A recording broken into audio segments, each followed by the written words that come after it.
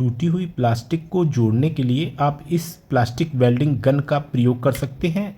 इससे बहुत ही कम समय में और आसानी से आप कोई भी टूटी हुई प्लास्टिक को जोड़ सकते हैं। ये प्लास्टिक वेल्डिंग कंप्लीट किट है जिसमें हमें एक कॉर्डलेस प्लास्टिक वेल्डिंग गन मिलती है और आपको इस कंप्लीट किट में इसके स्टेपल्स और साथ में कुछ टूल्स मिलेंगे। मैं आपको स्टेपल्स दिखा देता हूँ। मैं इस वीडियो में इस किट की अनबॉक्सिंग, टेस्टिंग और टेयर डाउन करके दिखाऊंगा। ये स्टेपल्स हैं जो कि हमें साथ में मिलते हैं। यहाँ पर पैकेज हमें कुछ इस तरह से रिसीव हुआ था। चलिए सबसे पहले हम अनबॉक्सिंग करते हैं और देखते हैं कि हमें इस किट में क्या क्या मिला है। ये प्लास्टिक वेल्डिंग कंप्लीट किट एक स्टोरेज बॉक्स में इसकी AC सीरीज के साथ में मिलती है।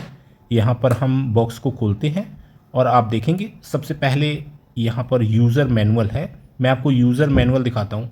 कुछ इस तरह के ऑपरेशन इंस्ट्रक्शंस इसमें दिए गए हैं जिन्हें आप अच्छे से पढ़ने के बाद ही इसे यूज़ करें। तो ये हो गया इसका यूज़र मैनुअल। इसके अलावा आप देखेंगे एक इस तरह की टाइप C चार्जिंग केबल जो है ये हमको मिलती है। चूँकि ये जो प्लास्टिक वेल्डिंग गन है ये कॉर्डलेस है तो इसके अंदर बैटरी इनबिल्ट है। उसे चार्ज करने के लिए इस तरह की चार्जिंग केबल है। बॉक्स में ही हमें एक ये कटिंग प्लायर मिलता है जिसकी मदद से जब स्टेपल्स के द्वारा प्लास्टिक की वेल्डिंग की जाती है तो एक्स्ट्रा पिंस को कट करने में ये यूज़ में आएगा। इस कटिंग प्लायर की क्वालिटी मुझे काफ़ी अच्छी लगी। यहाँ पर ये कटिंग प्लायर हो गया। इसके अलावा आप यहाँ पर देखेंगे ये एक पुश आउट कटर नाइफ है जो कि हमें साथ में मिलती है। यहाँ पर आप देखेंगे काफ़ी सारे स्टेपल्स हमें साथ में मिले हैं। ये स्टेपल्स मैं आपको दिखाता हूँ। कुछ इस तरह के स्टेपल्स हैं। ये अलग अलग टाइप के स्टेपल्स आपको अलग अलग एंगल में टूटी हुई प्लास्टिक को जोड़ने में काम आएंगे। तो इस तरह के कुल मिलाकर 4 पैकेट्स हैं। तो यहाँ पर आप देखेंगे इस पैकेट में कुछ ज़्यादा स्टेपल्स हैं। तो ये 200 पीस का पैकेट है और बाकी 100 पीस के। तो इस तरह के आपको स्टेपल्स जो हैं ये साथ में मिलते हैं। सबसे ज़्यादा प्रयोग में आने वाला स्टेपल ये है और ये ज़्यादातर लंबा एरिया कवर करता है और अच्छी मजबूती के साथ प्लास्टिक को वेल्ड करता है। तो इस तरह के स्टेपल्स हो गए। मेन अब हमारी ये कॉर्डलेस प्लास्टिक वेल्डिंग गन आती है। आप देखेंगे इसमें इनबिल्ट बैटरी है और बैटरी के लेवल को इंडिकेट करने के लिए इंडिकेशन दिए गए हैं।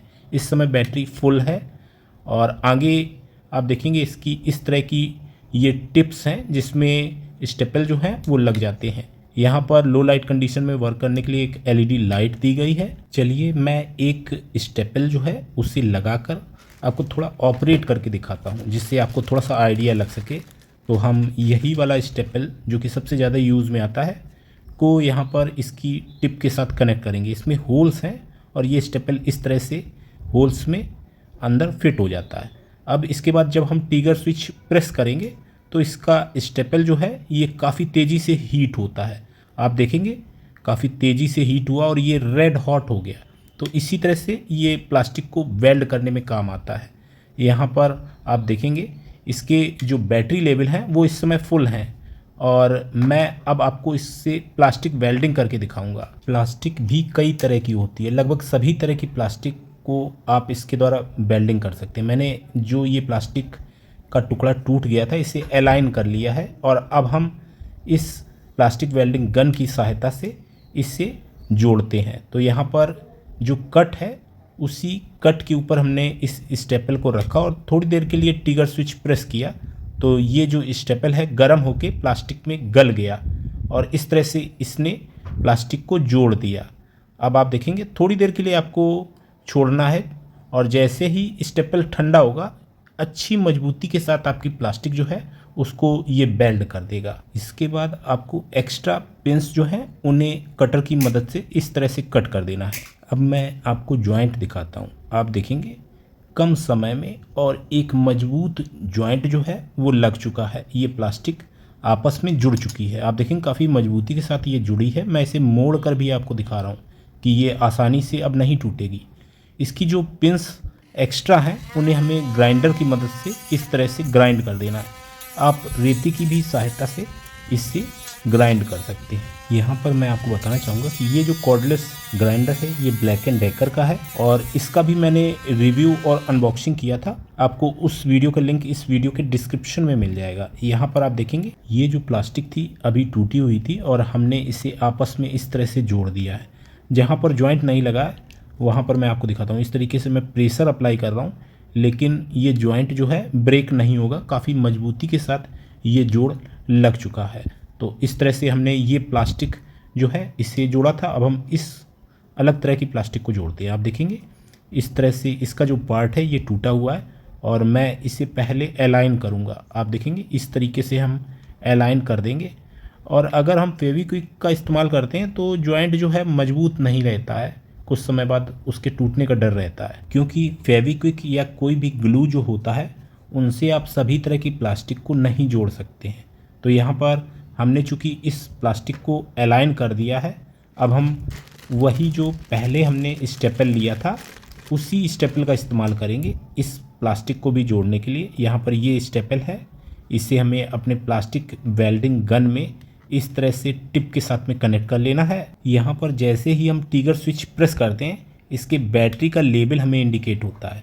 यहाँ पर आप देखेंगे अब हम जॉइंट को लगाने वाले हैं। प्लास्टिक को जोड़ते समय आपको पहले से ही ट्रिगर स्विच प्रेस नहीं करना है। अगर ट्रिगर स्विच प्रेस करेंगे तो ये स्टेपल जो है ये हीट होकर ऑक्सीडाइज्ड हो जाएगा, तब उतना अच्छा जॉइंट नहीं लगता है। लेकिन चूंकि मैं आपको डेमो दे रहा हूँ इसलिए मैं ऐसा कर रहा हूँ। आपको अभी आगे मैं डिटेल में समझाऊंगा किस तरह से प्लास्टिक की वेल्डिंग की जाएगी। यहाँ पर आप देखेंगे काफ़ी अच्छे से वेल्डिंग हो चुकी है और मैंने केवल एक ही स्टेपल लगाया है। यहाँ पर एक ही स्टेपल पर्याप्त है, आप चाहें तो 2 स्टेपल भी लगा सकते हैं, यहाँ पर भी एक लग सकता है। अच्छा, जहाँ पर जॉइंट एंगलदार होता है यानी उसमें कुछ एंगल लिए हुए जॉइंट आपको लगाना है, तब आप दूसरे स्टेपल्स का उपयोग कर सकते हैं। जैसे मैं ये स्टेपल आपको प्रयोग करके दिखाता हूँ। तो ये जो स्टेपल है ये अलग तरह का स्टेपल है।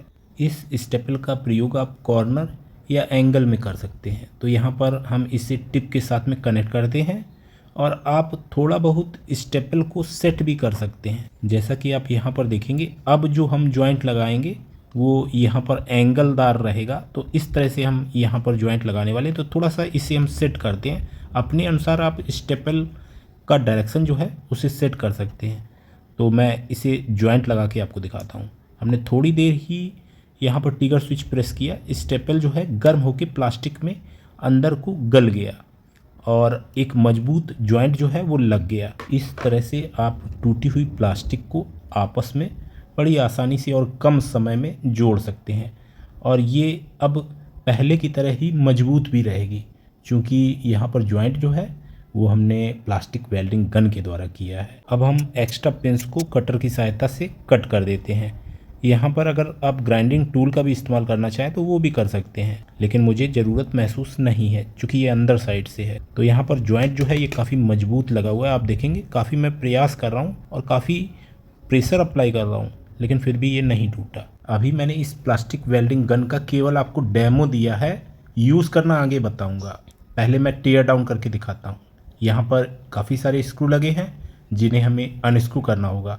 तो मैं इस स्क्रू ड्राइवर की सहायता से ये स्क्रू जो हैं इन्हें अनस्क्रू कर देता हूँ। सभी स्क्रू अनस्क्रू करने के बाद आप देखेंगे ये अभी हाउसिंग ओपन नहीं हो रही है, क्योंकि यहाँ पर बैटरी लेवल इंडिकेटर जो है उसका डिफ्यूज़र दोनों साइड की हाउसिंग के साथ में जुड़ा हुआ है। तो इस तरह से इसे हम निकाल देंगे, जिसके बाद आप देखेंगे एलईडीज हमको दिख रही हैं जो कि बैटरी के लेवल को इंडिकेट करती हैं। अब इसकी हाउसिंग का अपर पार्ट बड़ी आसानी से निकल गया, तो इसे मैं अलग रख देता हूं। अब मैं अंदर के पार्ट्स आपको दिखा रहा हूं। यहाँ पर बैटरी है और ये इसका ट्रिगर स्विच है। यहाँ पर आप देखेंगे ये चार्जिंग जैक है जो कि टाइप सी है। ये इसका मेन सर्किट बोर्ड है, इसी से सभी वायर्स जो हैं वो कनेक्ट हैं। मैं अभी वायरिंग भी आपको दिखाऊंगा। यहाँ पर मैं पहले बैटरी आपको दिखाता हूँ। ये एक लिथियम आयन बैटरी है जिसकी कैपेसिटी 5 एम्प आवर है और ये हमारे नॉर्मल लिथियम आयन सेल की अपेक्षा साइज़ में बड़ी है। ये इसका ट्रिगर स्विच है जिसे प्रेस करने पे हमारा जो प्लास्टिक वेल्डिंग गन है वो ऑपरेट होता है। अब मैं आपको मेन सर्किट बोर्ड दिखाता हूँ। इसमें दोनों साइड ही आप देखेंगे एसएमडी कंपोनेंट्स लगे हुए हैं। काफ़ी सारे एसएमडी कंपोनेंट इस साइड लगे हैं और कुछ एसएमडी कंपोनेंट इस साइड लगे हैं। अपर साइड में इस सर्किट बोर्ड में एक पावर मॉसफेट लगा हुआ है जिसे ठंडा करने के लिए एक हीट सिंक नीचे साइड लगी है। यहाँ पर इसके कनेक्शन समझते हैं। सबसे पहले इसकी चार्जिंग देखते हैं। एक यहाँ पर टाइप सी कनेक्टर है जिसके द्वारा चार्जिंग हमारे मेन सर्किट बोर्ड में जाती है। यहाँ पर टिप में सप्लाई के वायर्स आप देखेंगे, ये वायर्स हैं जिनके द्वारा टिप में सप्लाई जाती है। काफ़ी मोटे वायर हैं और यहाँ पर आप देखेंगे ये पतले वायर जो हैं ये एलईडी लाइट वाले वायर हैं। एलईडी यहाँ पर लिखा है और ये आगे जो एलईडी लाइट लगी है इस पे ही कनेक्शन इन वायर्स के द्वारा गए हैं। टिप को अब हम खोल कर देखते हैं। टिप को स्क्रू द्वारा वायर्स के साथ में कनेक्ट किया गया है, तो मैं इसे अनस्क्रू कर देता हूँ। इस तरह से हमने ये स्क्रू अनस्क्रू कर दिया है, जिसके बाद ये वायर आप देख पाएंगे ये हमारा कनेक्ट था टिप के साथ में। और टिप को मैं निकाल कर आपको दिखाता हूँ। इस तरह से हमारी जो टिप है उसे हम आसानी से निकाल सकते हैं। तो ये जो टिप है इसमें आगे होल होता है जहाँ पर स्टेपल जो है वो कनेक्ट होता है। मैंने अभी आपको इस प्लास्टिक वेल्डिंग गन का टेयर डाउन दिखाया है, यानी इसके अंदर के पार्ट्स जो है उनके बारे में जानकारी दी है। अब मैं आपको यहाँ पर कुछ टेस्टिंग दिखाने वाला हूँ कि जब हम इस प्लास्टिक वेल्डिंग गन को ऑपरेट करते हैं तब ये बैटरी से कितने एम्पियर करंट कंज्यूम करता है। तो उसकी टेस्टिंग के लिए हम क्लैंप मीटर का यूज़ करेंगे। मैं क्लैंप मीटर को 60 एम्पियर वाली सेटिंग में कर लेता हूँ। चूँकि अभी ये AC एम्पियर मेज़रमेंट में है तो मैं इसे DC में करता हूँ। अब ये DC में हो गया, लेकिन अभी कुछ यहाँ पर रीडिंग्स आ रही हैं तो हमें 0 करना है, तो यहाँ पर हम 0 कर लेते हैं। इसके बाद अब मैं बैटरी के किसी भी एक वायर के साथ क्लैंप मीटर को इस तरह से क्लैंप करूँगा, जिसके बाद जब हम इसका ट्रिगर स्विच पुश करेंगे तो यहाँ पर मल्टीमीटर में कितने एम्पियर करंट कंज्यूम हो रहा है वो हमें डिस्प्ले में शो होगा। अब मैं ट्रिगर स्विच पुश कर रहा हूँ। आप देखेंगे शुरू में ये 15.5 एम्पियर करंट कंज्यूम कर रहा है, लेकिन स्टेपल का टेम्परेचर जैसे ही इंक्रीज़ होगा तो वहाँ पर रेजिस्टेंस बढ़ जाएगी। तो ऐसी स्थिति में एम्पियर जो है वो डाउन होते जाएंगे। तो इस तरह से स्टेपल जो है वो गर्म हो जाता है और हम इस प्लास्टिक वेल्डिंग गन की मदद से प्लास्टिक की वेल्डिंग कर पाते हैं। तो मैंने यहाँ पर कुछ टेस्टिंग भी आपको करके दिखा दी हैं। अब हम यहाँ पर इसे कैसे यूज़ करेंगे उसके बारे में जानेंगे। यहाँ पर आप देखेंगे ये जो प्लास्टिक का पार्ट है ये इस तरह से ब्रेक हो गया था। सबसे पहले हमें इसे अलाइन करना है। इस तरह से अलाइन करने के बाद हम स्टेपल जो है वो प्लास्टिक वेल्डिंग गन में इस तरह से लगा लेंगे और आपको इसे ऑन नहीं करना है पहले से ही। जब आप इसे जिस जगह पे अप्लाई करना है उस जगह पे रखने के बाद फिर आप ट्रिगर स्विच प्रेस करेंगे तो ये हीट होगा। ऐसी स्थिति में ये अंदर को प्लास्टिक को गलाकर सेट हो जाएगा। इसी तरह से दूसरा स्टेपल जो है उसे हम नोज़ल में इस तरह से सेट करेंगे और फिर से जहाँ पे हमें वेल्डिंग करनी है वहाँ पर रखने के बाद ट्रिगर स्विच को प्रेस करके और जैसे ही वो हीट होगा तो वो अंदर को गल कर पहुँच जाएगा। फिर इससे हमें धीरे से निकाल लेना है। आपको थोड़ा सा टाइम देना है, क्योंकि अगर आप एकदम से निकालेंगे तो स्टेपल बाहर आ जाएगा। आप देखेंगे अच्छे से ये जॉइंट जो है वो लग चुका है और इसके बाद आपको एक्स्ट्रा जो पिन्स हैं उन्हें कट कर देना है कटर की सहायता से। इस तरह से आप कटिंग जो है वो कर देंगे और अगर ये पिन्स ज़्यादा निकली हैं तो आप ग्राइंडिंग भी कर सकते हैं। आप देखेंगे काफ़ी मजबूती के साथ ये टुकड़े जो हैं आपस में जुड़ चुके हैं और इन्हें अब आसानी से अलग नहीं किया जा सकता। इसी तरह से ये दूसरा प्लास्टिक का पार्ट है जो कि ब्रेक हो गया है, मैं इसे भी आपको जोड़ कर दिखाता हूँ। तो पहले आपको अलाइन कर लेना है, इसके बाद इस तरह से स्टेपल जो है उससे प्लास्टिक वेल्डिंग गन की नोज़ल के साथ कनेक्ट कर लेना है। फिर आपको ये सिलेक्ट करना है कि आपको स्टेपल जो है वो किस जगह पे लगाने पे अच्छा जॉइंट हो सकता है। वहाँ पर नोज़ल को रख के ट्रिगर स्विच प्रेस करके आप स्टेपल जो है उसे इस तरह से गलाकर प्लास्टिक में सेट कर देंगे। अब मैं आपको यहाँ पर जॉइंट दिखाता हूँ। आप देखेंगे बिल्कुल परफेक्ट तरीके से ये जो प्लास्टिक का पार्ट था इसे हमने वेल्डिंग कर दिया है। अब इसकी एक्स्ट्रा जो पिन्स हैं उन्हें हमने कट कर दिया है और यहाँ पर आप देखेंगे अब ये काफ़ी मजबूती के साथ आपस में जुड़ा हुआ है और फेविक्विक से अगर इसे हम जोड़ते तो यहाँ पर जॉइंट जो है वो नहीं लग पाता, क्योंकि फेविक्विक को सभी तरह की प्लास्टिक जोड़ने में यूज़ नहीं किया जा सकता है। तो ये जो प्लास्टिक वेल्डिंग गन है इसे बाय करना चाहते हैं तो बाय लिंक मैंने वीडियो के डिस्क्रिप्शन और पिन कमेंट दोनों में ही दे दिया है। अगर आपका प्रोडक्ट से रिलेटेड कोई क्वेश्चन या क्वायरी है तो मुझसे कमेंट सेक्शन में आप पूछ सकते हैं। उम्मीद करता हूँ ये वीडियो आपके लिए हेल्पफुल रहेगा। आज के वीडियो में इतना ही। Thanks for watching. Have a nice day.